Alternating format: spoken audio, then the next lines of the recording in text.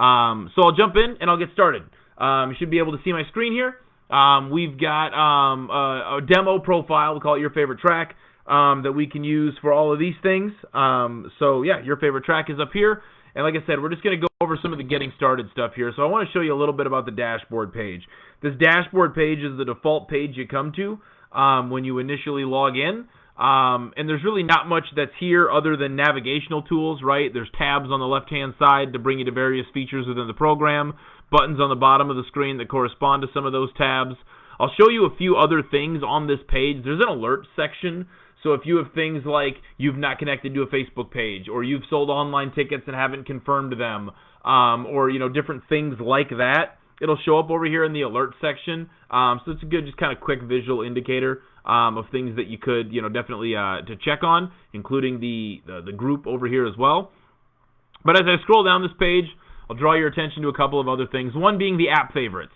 App favorites, oft overlooked feature, but one that I think has value. In the MyRacePass app, generic fans or drivers or whoever else can log into the app and they can favorite their favorite track, series, driver, whatever else.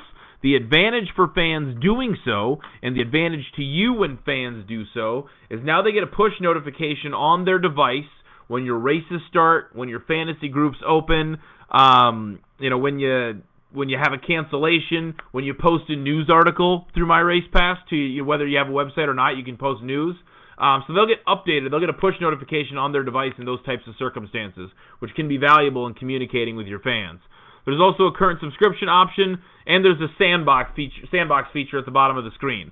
Sandbox is a siloed environment, right? It's its own unique environment, but it's directly a copy of your regular live environment data that refreshes every Monday. So what that means is that if you want to see what happens trying a different lineup scheme, if you want to, click a button and don't want to do it in the live environment but want to kind of see what effect it has in the program, those types of things, you can use Sandbox to do that and have it not affect any of your live environment data, have it not affect, what people see publicly in the app or on MyRacePass.com, so it's good for those types of things. It's really the dashboard page here. From there, I'm going to jump into the profile tab. A lot of this stuff's pretty straightforward stuff, right? But we'll kind of look through it here. When you go to the profile tab initially, you can see where you can update your header image and your profile image. You can also edit your profile information, which is in the profile tab here. I want to clarify, I want to stress that this stuff is not what shows on a website if you've got a website through us. This is stuff that shows in the app exclusively. So this is information about your facility in the MyRacePass app. Track basics, right? Your length, the shape, the banking, those types of things. Address and contact information, if you want that to show in the app. You can have your contact name, phone number, address, whatever. It's optional, but if you want people to be able to get that information in the app. Location data is here as well, which means that this will give Google Maps directions to your facility in the app for folks who need to come or want to come to your events. Give them directions in the app. And then there's a track features section as well. I like to think of this as amenities information. That's kind of how I look at it, right? Do you allow camping? Do you allow coolers? Do you have ATMs? On the pit side, do you sell fuel? Do you sell tires? Those types of things, right? So you want to make sure this stuff is accurate. A lot of this stuff will never change, right? Your Google Maps data probably won't change. Your address information, your length, shape, things can change, but, a lot of it probably won't. The track features section, come in here at least once a year.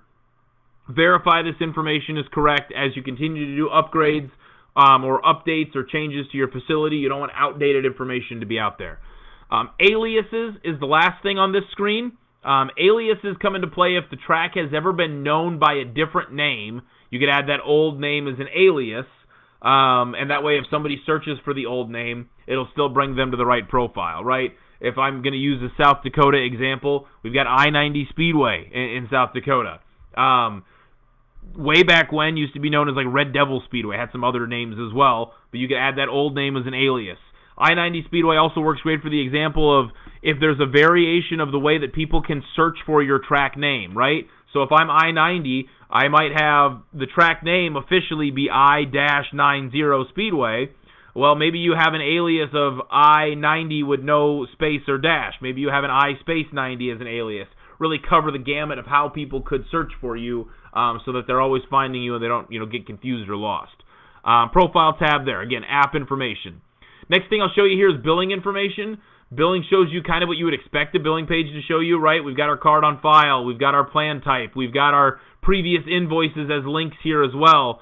And then there's an all access accounts area. So you can add, based off of your plan type, either 4, 6, or 8 all access subscriptions to folks. So you want to make sure that you're handing those out to people on your staff so they have free access to app information. Users tab is next. Users tab is where you can add administrators to your profile, right? There's a lot of different user options as well, or permissions as well. So you add first name, last name, email address. Go through the permissions list, and I'm just going to really take a quick look at this because a lot of it has to do with ticket information. Site admins give admin rights to your profile, right? So anybody who needs to go in to be able to manage things on race night or manage things on your website, use site administrator. Box office, people who have access to our box office system, which I'll show you on Thursday when we talk tickets. Ticket redemption, same thing. People who have access to be able to redeem tickets in the app. Designer role, you'll never give anything. If you do a website through us, our own internal designers will have designer role. Financial reporting will be the payments tab that I'll show you next. And then announcer audio will be able to show you tomorrow when we talk race management. But that's an exciting new feature that we have at MyRacePass. So the payments tab, there's two payments tabs, which can be confusing. This one, under profile, shows you the payments that we have made to you via ACH for, things like tickets, registrations, shirt sales, whatever. So this is stuff that we've paid to you. So if you click on the date, you'll be able to see, tickets for $25, $45, 40 cents in fees for those tickets. It was probably done on the point of sale system. So there we go. There's our information for this particular option. But you'll be able to see clearly and defined if your ACH payment for this date is for tickets, is for apparel, or is for registrations. And then again, each individual transaction in any of those 3 buckets are broken out here on this screen. So this payments tab shows you payments that MyRacePass has sent to you, ACH, for tickets, apparel, registrations. We'll get to the next payments tab here when we get to season management to show you payments that you've made to drivers. But again, this is things that we've sent you, basically, money we've sent you. Permissions and clear caches really don't have any bearing. They're developer tools. You won't see them. But that's really everything in the profile tab. Like I said, pretty straightforward stuff. Really looking at app information, your billing information, your administrators, reviewing your payments is all we're doing here. So I'm going to jump ahead here to season management. And season management is where we're going to spend the bulk of our time this evening, right? This is getting ready for a new season, creating events, accepting registrations, reviewing points, fantasy racing, those types of things. So I'm going to start at the top, and I mean that literally here. Up at the top of the screen, you'll see a calendar year. I've already created 2025 for the year, but if yours still shows 2024 up here, remember to create a new season before adding a schedule. We see a lot this time of year. Folks go in and add a schedule. They add all their 25 dates, but they've added it to their 24 calendar year. So remember, create a new season here. Create a 2025. You can view all of your past seasons. You can create a new season from the drop-down, hit new season. It's just a calendar year, right? Jan 1 to December 31. If your season goes across the new year, like if you're in Australia or if you're in New Zealand or if you're running a winter series or something like that, get a hold of us so we can make sure that gets created correctly. But for the most part, for 99% of the folks that we work with, Jan 1 to December 31. It's a calendar year. From there, I'll jump to the config tab. Config is kind of step 1 in preparing to create a schedule. So there's really 2 steps here as a racetrack. First, there's the season touring series listed here. I always recommend to fill in your series information first because it will add your class for that series at the same time, right? So when I go in here to add series, if I'm going to go search from all series, search through all of the series information. If I go to add, Lucas Oil Late Model Dirt Series is coming to my track this year, I'll add Lucas Oil Late Model Dirt Series. When I do that, the Dirt Super Late Model class is automatically at the same time added to my class list. If I'm adding, World Series, the World of Outlaw Sprint Cars, it'll add 410 Outlaw Sprint Cars as the class to my list as well. So series first means that I can do two steps at once. Basically, I can add my series, it adds the class at the same time. Once we're done there adding a series, we can start to add our classes. And there's really two ways that I want to focus on adding classes. When I go to add classes, you can either add sanctioned classes or all classes. So I'm going to start with sanctioned classes. So if I'm sanctioned as a racetrack by WISSOTA, by IMCA, by USRA, by Dirt Car, by Crate Racing USA, there's a lot of sanctionings here, right? But if I am running a class that is sanctioned, I can come to the sanctioned class list, I can choose that sanctioning body, and I can pick from the class list that is directly associated with that sanctioning body, right? USRA modifieds instead of just modifieds, USRA hobby stocks, USRA, whatever. All the sanctioning bodies will have their own unique classes. Now that's a little bit different with NASCAR. NASCAR's class list in My Race Pass does not actually label out NASCAR 358 modifieds, NASCAR asphalt bombers, but we do have what we think is the entire list of all NASCAR sanctioned classes in here, so you can still pick the class that you're going to run if you're going to be a NASCAR sanctioned track. And then on the back end, we figured out with NASCAR, the Division 1, Division 2, I think it's down to 12 divisions, that kind of stuff.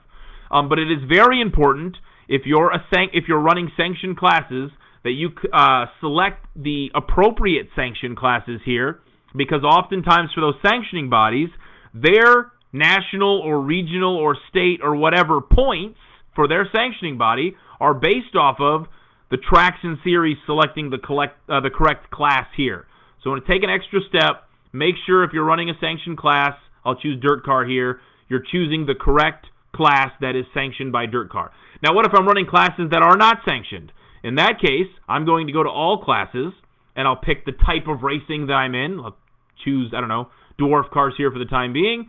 I can choose the out-of-the-box, dwarf, pro dwarf, sportsman dwarf, whatever. Or if I'm choosing modifieds instead of WISSOTA modifieds, I can pick the out-of-the-box, A modifieds or sport mods or whatever that are not associated with the sanction. And that way you're running classes that are specific to what you're doing at your racetrack that don't affect the national sanctioning body, right? I can select 602 crates, or I can select Crate Racing USA crate late models, if that all makes sense. So we're making sure that we're adding the correct classes here. Now we do this in config because once I've added all this information to config, these are the options that you'll have to choose from when you're creating your events, right? So when I come down to events, I've got a number of schedules built in here, and I want to make sure that naming convention makes sense, right? We talked about seasons previously. We talk about schedules now. A season is a calendar year. We talked about that previously.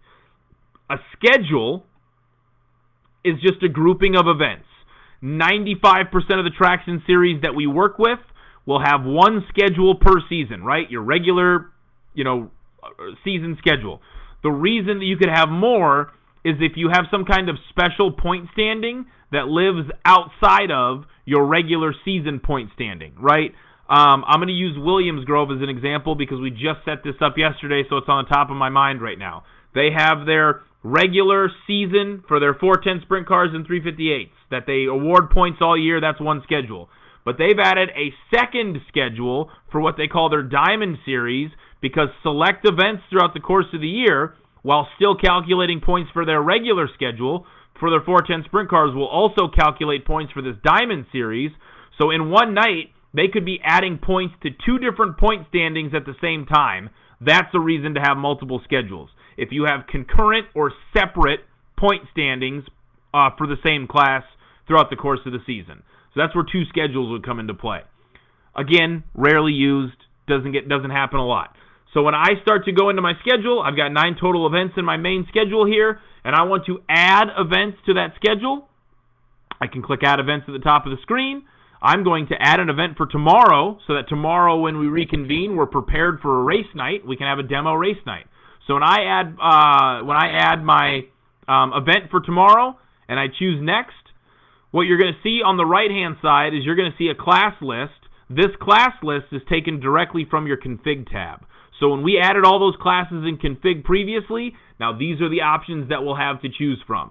So we'll say tonight I'm going to run Sport Compacts, I'm going to run 410 Sprint Cars, and I'll add stock cars in there. Those are the 3 classes that we're going to run. Now, you can also name your event and add description information to your event. Event name, right, no one's surprised by what an event name is. When you have a website through us, or when you have, when you go to myracepass.com and search for your track, or when you go to the MyRacePass app, what you're going to see when you press schedule is all of your event names listed chronologically. After I click on an event, that brings us to where I can get to additional information, right, details about that event. And in this description, you can add whatever you want to add. If you want to add a running order, if you want to add purse information, if you want to add cost to get in the gate, if you want to add that there's a county fair in town, really this can be whatever you want it to be. It's just the information about the event that you feel you should communicate to people. Whatever that is. I mean, that could be anything for anybody. The last thing that you'll see in this screen is times, right? When do your pits open? When do your gates open? When does hot lap start? When does racing start? On my screen, you're also seeing time trials and eliminations. The reason for that is because I have drag racing classes added to my class list. If you're not a drag racing facility, you won't see time trials and eliminations. That's what that comes down to. So I will go name my event.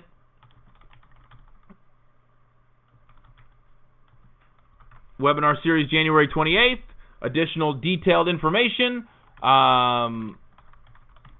Again, it can be whatever you want it to be. Webinar is kicking off 2025. I'll put in there. I selected my 3 classes, and now I can press add. Another thing about this process that I want to show you is that you can actually add multiple events at the same time, right? So when I go to add an event, I click on multiple days on the calendar. Now I can add name, description, select classes, all those times, and now instead of just add, it says add and next. So it'll take me to this window for the next event, and the next event, and the next event. So theoretically, you could add your entire schedule at one time. The advantage to doing it this way is that whatever you put in here for pit, gate, hot laps, and racing times, and whatever you select here for your class list will be sticky, meaning that the next page will remember what we put in here. Doesn't mean you can't edit it if you need to, but it just allows you to get through that process a little faster. So I'm going to discard these subsequent events. Just wanted to show you that you have the option to do that. Now, one more thing I want to show you is after you've added the event, I can click on the event name and edit all of this information, right? Edit the name, edit the description, edit the times, finagle the classes, add a series if I need to, all of those types of things, right? So I'll add your favorite series to this one. We're there. Now, the series link should happen pretty seamlessly because the series that's out there that's also adding events will be adding their own schedule, right? So it'll link the series automatically as long as they're adding their schedule correctly. So you really shouldn't have to add a series very often. There's also an add tickets option here. Thursday, we're going to talk a lot about online tickets, but from this screen, you can very easily add general admission style tickets, either from scratch or copying from a previous event. So if I go ahead and start from scratch, pretty simple to say, when is the availability? When does it start? When does it end? What are my ticket types? How many of them are there? What are the price? If there's a pre-sale price, those types of things. You see waiver type over here as well. That's kind of a hint to a future feature that I'm not quite ready to communicate to everybody. But if digital waiver sounds exciting to you, be excited within the next couple of months is all I'm going to tell you about that. So there we go. There's my events tab, right? In the screen, again, add schedules, add events to schedules, those types of things. One other thing that I will show you here before we move on is you can also edit the schedule as a whole. Not the events specifically, but the schedule as a whole. You can change what season it's a part of. You can change if you want fantasy leaderboards to be created with this schedule. And you can add an advanced championship calculation. An advanced championship calculation is just a custom point standing. It's a partner plan only feature because there is some work on the back end that needs to be done to set all of these up.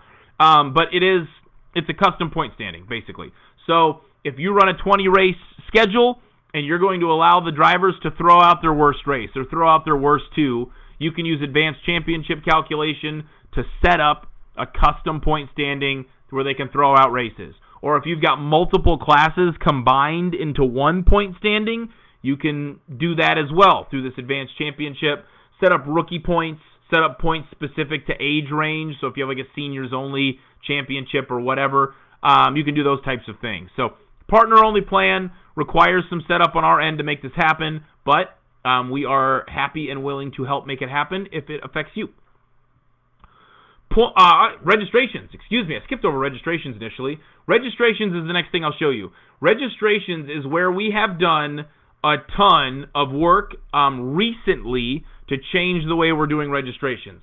Last year this started, and it started with how we pay out registrations, right? So if you're a long-time MyRacePass user, you'll remember Dark World, where we used to send things to PayPal. We have since stopped doing that because almost unanimously, all we ever heard from anyone in terms of feedback is how much they didn't like that. So instead, we now send you registration funds directly to your bank account via ACH. We talked about that payment screen in the profile tab earlier. That would be another way where you can verify you're getting your ACH payments through registrations. So there's a couple of different registration types that are out there that I'll kind of go over here. There's a yearly registration, there's an event-specific registration, there's general, and there's miscellaneous. And I'll go through the differences. Yearly registration is what it sounds like. You're allowed one per season. It is an annual competitor registration for the season. You can start to gather information like name, address, contact, if there's a car owner, all that same stuff for the car owner, transponder number, jacket size, years raced, number options that they want. There's other things that I'm forgetting in there, but you're getting that on a yearly basis, right? So your drivers will register annually. If you have some kind of license fee, membership fee, something like that to be eligible for points or eligible to race or whatever, you can charge for it through yearly registration. If you're doing that, when you confirm the registrant, which I'll show you here in a moment, if you confirm the registrant, you get paid for those confirmed registrations on a rolling Monday basis, right? So everybody that I confirm this week, I will get the money for those registrations Monday of next week. Now, I say Monday. Monday is when we send it. ACHs can sometimes take 1, sometimes take 2, sometimes even take 3 days. That's rare, but it does happen. So you'll get it whenever your bank can process that ACH send. But we send it on Mondays, and then it's up to that ACH process in terms of when you get it. But you'll get it soon after that. An event registration is all the same stuff except for it's tied to an individual event. So instead of a membership fee, if you're charging an event entry fee, you can charge for that way. Now here's the difference in those payouts.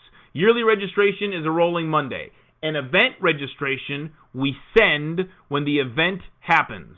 The reason for that is if the event is canceled for whatever reason, now we can handle refunds, just like we do with tickets. So the event's canceled. If you do an event registration, we then send all the refunds, including any fees that are out there, ourselves. You don't have to worry about refunds. You don't have to worry about chargebacks. You don't have to worry about those types of things. So that's where there's a reason we send it after the fact, and that's the reason, is because we've done this before, right? We've been through this where, oh, don't worry, we never cancel, and then, hot water heater blows up and takes out a third of the concession stand, and guess what? You have to cancel no matter what. And now, in turn, refunding everyone the registration fee became a gigantic headache for everyone involved, us, the racetrack, the competitors, everybody. So it's just a lot easier if we handle the refunds if there's the potential for refunds. So that's the difference between a yearly registration and an event registration. General registration, non-racing event. It's really just a generic RSVP. It's not sending or asking for all that same information. So you're doing a golf tournament, you're doing a chili cook-off, you're doing a pit party, you're doing, I've seen people use this for banquets as well. General registration is a way to just get people to RSVP for something. Miscellaneous competitor registration is basically just a second yearly one. In the event that that's necessary. It's very rarely used. I've always used the example of like ASCS National Tour and then ASCS Frontier Region and ASCS Red River Region, and they just use those miscellaneous competitor registrations as a yearly registration for their smaller tours. And then their yearly one is obviously for the national tour. So that's just an example of how that's been used in the past. But I'm going to create a yearly registration here because I haven't yet, and we can go through this. So again, it asks if you want to charge an entry fee. It asks when you want to open the registration. It asks when you want to close the registration. So very generic information here, right? Do you want to charge? When do you want people to start signing up? When can't they sign up anymore? There's also an option for a late fee, right? So if you want everyone to register by February 1st, and if they haven't registered by February 1st, now the price goes up to $20, well, we can do that, right? So if it's free before February 1st and now it's $20 after, use that as a late fee. I'm not going to put a price in there because I don't want drivers to accidentally send us money when they're trying to send it to you. But that's how the late fee is used. Go ahead and add that. Now I can get into the registration details, right, where I can edit all of this information. When does it open? When does it close? Where's the late fee options? What's the generic entry fee? Is it active or not, right? Do you want people to be able to see it? There's also a classes section and a download section. So I'm going to go ahead and add a class. I'll add 410s. What else did I add to that event? Stock cars and sport compacts. Perfect. So I've added my 3 classes that I'm running this year. You'll notice now there's an additional price and an additional late fee. So if your prices are different on a per class basis to register, if your entry fee is $20 and you've got an additional price of $20 listed here for 410 sprint cars, what that means is that those drivers in that class are going to spend $40 to register, whereas everybody else will still be $20. So that's what that additional price means. It's entry fee plus additional price equals total amount. Same with the additional late fee. The other thing that I'll show you on the screen is the add downloads option. When a driver registers, they get a confirmation email. Whatever you have here in this download section is an attachment to that confirmation email to put that information in the driver's hands. Whether that's a W-9 or it's a release form or it's whatever you want it to be. I mean, your track schedule, information about your big events, whatever you want to put in downloads. When a driver registers, they'll get it as an attachment to that email. So I've got a registration out there. Now it is active, and I can save that. I want to show you what this looks like from the driver perspective, right? So if I go to myracepass.com and I search your favorite track, because that's the demo profile that we've got, you can now see that the annual registration that we created is ready to go. 2025, your favorite track registration. So I want to show you what this looks like here from a driver perspective. The nice thing about this is that because I'm signed in as a driver, I can copy information from previous, right? So previously, in real life, my 10-year-old son has been registered to race in various events. So I'm going to choose the Class 410 Sprint Cars, continue, and now I can copy from previous registrations that I filled out, right? I'm going to choose, there we go, that particular registration to copy that information. And now you can see from a driver perspective, I can type all this in, or it just can be copied. Name, address information, city, state, zip, all that kind of stuff. Nicknames in there, jacket size, car owner, all that stuff is in here, right? Number, options, transponder number, if they're a rookie, that kind of stuff. There we go. Got all my registration done. Continue. Now that I've continued, I can add this to a cart. Because I'm charging $0 for my registration, I will not add this to a cart, and let me delete the last test one I did there. Perfect. So I cannot add this to a cart because it's $0, but it still gives me the add to cart option, which because my registration is $0, I'm going to check out and not pay. If you do have to pay, this is where you would complete that order. Again, I'm completing a $0 order, so I'm just going through the motions here. Gives me a receipt for $0. That's also the confirmation to the driver that they've registered. They can start another registration if necessary. All that kind of stuff is there, right? Now, when I go to registration settings here from the front end, now you'll see I have a pending registration in that division, right? I just had a new registrant. This is what I'm talking about when I say confirm registration. When you confirm, this is what triggers paid registrations to send money out on a rolling Monday basis or after the event. So when I confirm, I am going to, the competitor is Matthew Lloyd. We've already seen that competitor, so we're all good there. Team is the car owner information. This driver's never had a car owner, so I can search through our entire list of car owner database to find that car owner. There we go. If you need to add a new car, you can. I'm just going to choose one that already exists here. And then what you want his number to be, right? Number 23. If you check the box for allow duplicate entry, that means other people can also register as 23. If you don't check that box and somebody else tries to register as 23, you'll have to go through the rest of their number options to find, one that isn't taken already. There's also a has all forms checkbox here. If you require them to submit a form outside of My Race Pass, like a W-9, something like that, this is the box that you can check to tell the program that, yes, they have turned in all of their other forms. And then I can go ahead and confirm that driver is now registered. He's ready to go. Again, now this is where they get the confirmation email with those downloads that you had attached previously. So that, in a nutshell, is registration. I think I've pretty much covered everything in registration. Points, then, is the next thing here, right? Points shows you what you would expect a points page to show you, right? Events, features, wins, top fives, the point differential, all that kind of stuff. You can filter this by class at the top of the screen. You can filter this by your various schedules that you've created at the top of the screen. But let's say driver call says, I think there's a discrepancy with my points. Can you look at this? I can come to this screen. I can click on name of driver, and I can see for every event that they've competed in, I'll go to 114 first. I can see where they finished, how many points that earned them, how much money that earned them if you're using My Race Pass to track your payouts. And I can also edit that information as well, right? I can edit, goes directly to the points page for that event. So again, driver notices discrepancy. You have the ability to come here and audit that information when a driver, complains, because that's what they do. That's what race car drivers do. Also on the point screen, you'll be able to see this broken out by included events and not included events. So if you are running an event where you have calculated points, it will show here in included events. So I can click on any event title and go through all of the points for that event. There's also a non-points events, a visual indicator for you that, yes, indeed, 120 was not supposed to be a points-paying event, so it's here in non-points events. If it was supposed to be, this is your trigger to click on it and move forward. There's also a championship settings option here, which is the same screen. It's the advanced championship calculation that we'd already talked about. It's just another way to get there. So that's the points page.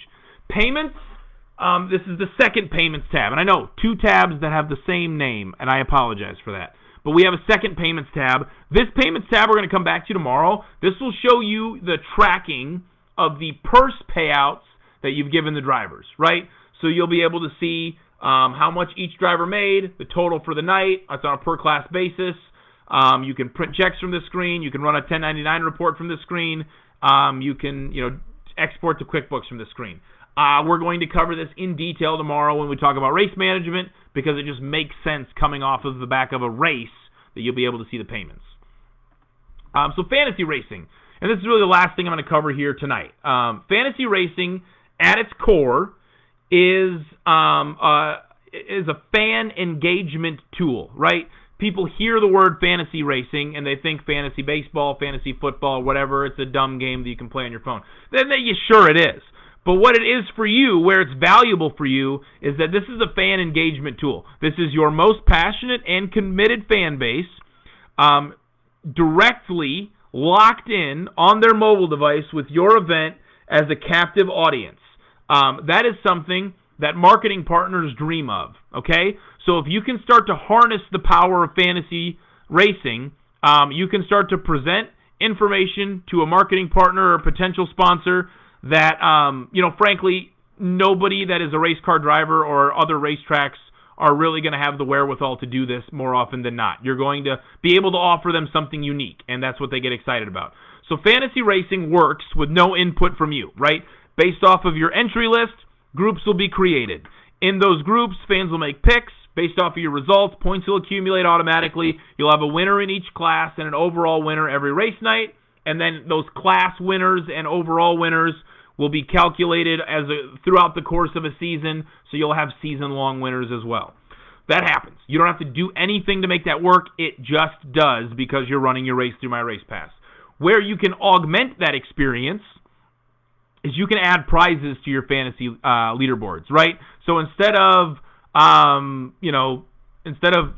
Bob winning fantasy and getting to go home and brag, sure, great, that's fun. But you can also take merchandise from nightly sponsor or, lucky number program merchandise, give it away a different way. You can start to put up T-shirts. You can start to give out trophies. I've had people give out fantasy racing champions jackets at their banquets. Get creative with this, but you can entice more fans to play fantasy racing, which is more eyeballs on what you're doing in the app consistently throughout the course of the evening.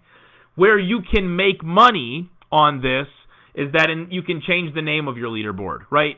So instead of 410 Sprints Winged Fantasy, you can have your Bob's Garage Fantasy Challenge.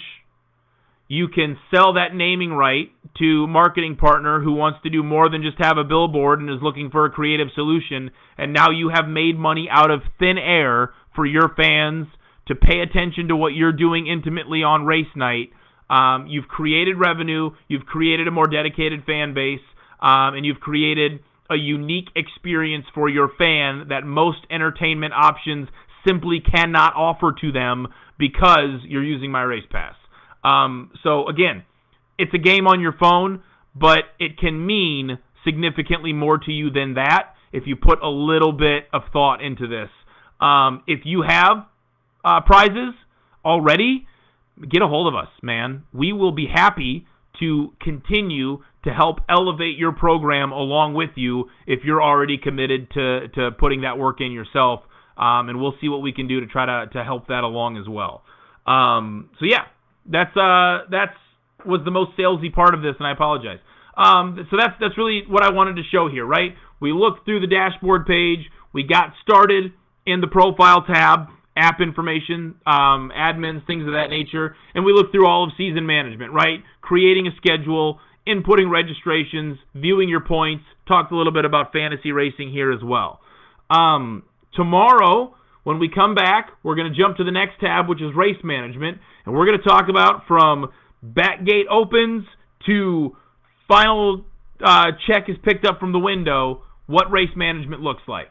Entries, lineups, results, orbits, race manager points, payouts, all of it. We're going to run a demo race night tomorrow. Thursday, we'll come back, talk about ticketing. Friday, we'll come back, talk about websites, and do a Q&A. For those of you who stuck with me the whole time, I appreciate you. This will obviously be recorded. It'll be available here on our promoter support group forever. We'll also take the recording and put it on YouTube as the week continues, so you can check that out. If you've got questions here, put them in the comments. If you have more questions after this, email support@myracepass.com, and our support staff, whether it's myself, Dakota, Brad, anybody else here, Chris, there's many of us that can reply to you, so email our support box with your questions. Until then, everybody, I thank you again for taking part in this. I wish you the best with your upcoming racing seasons, and we'll see you tomorrow night.